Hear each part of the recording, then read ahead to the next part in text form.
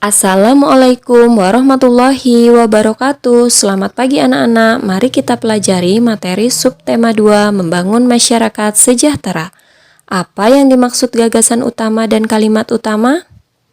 Ya, gagasan utama adalah gagasan yang menjadi dasar pengembangan paragraf. Gagasan utama disebut juga gagasan pokok, ide pokok, atau pikiran pokok. Sedangkan kalimat utama adalah inti dari paragraf. Kalimat utama bersifat umum, setiap paragraf hanya memiliki satu kalimat utama. Kalimat lainnya pada paragraf merupakan kalimat penjelas. Sekarang anak-anak sudah tahu ya apa gagasan utama dan kalimat utama. Setelah menyaksikan video ini, anak-anak bisa berlatih membaca teks non-fiksi pada buku tema 6 yang berjudul Hak sebagai Warga Negara Indonesia pada halaman 46. Kemudian menentukan kalimat utama dan gagasan utamanya. Hak sebagai warga negara Indonesia tercantum dalam batang tubuh Undang-Undang Dasar 1945. Mari kita lihat pasal-pasal yang berhubungan dengan hak-hak warga negara Indonesia. Yang pertama, mendapat perlindungan hukum termasuk pasal 27 ayat 1. Yang kedua, pekerjaan dan penghidupan yang layak termasuk pasal 2 ayat 2. Yang ketiga, ikut serta dalam upaya bela negara termasuk pasal 27 ayat 3.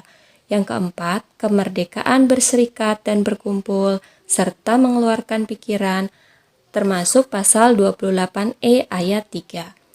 Yang kelima, kemerdekaan memeluk agama dan beribadat menurut agama dan kepercayaannya masing-masing termasuk pasal 28E ayat 1.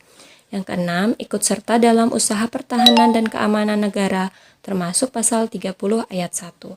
Yang ketujuh, mendapatkan pendidikan termasuk pasal 31 ayat 1.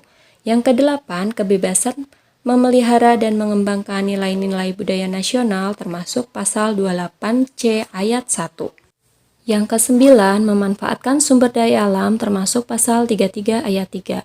Yang ke-10, fakir miskin dan anak-anak yang terlantar dipelihara oleh negara termasuk pasal 34 ayat 1. Dan yang ke-11, memperoleh fasilitas pelayanan kesehatan termasuk pasal 28H ayat 1. Agar hak-hak warga negara Indonesia tetap terpenuhi, kita harus mempertahankan kemerdekaan NKRI. Mari kita simak upaya-upaya mempertahankan kemerdekaan NKRI.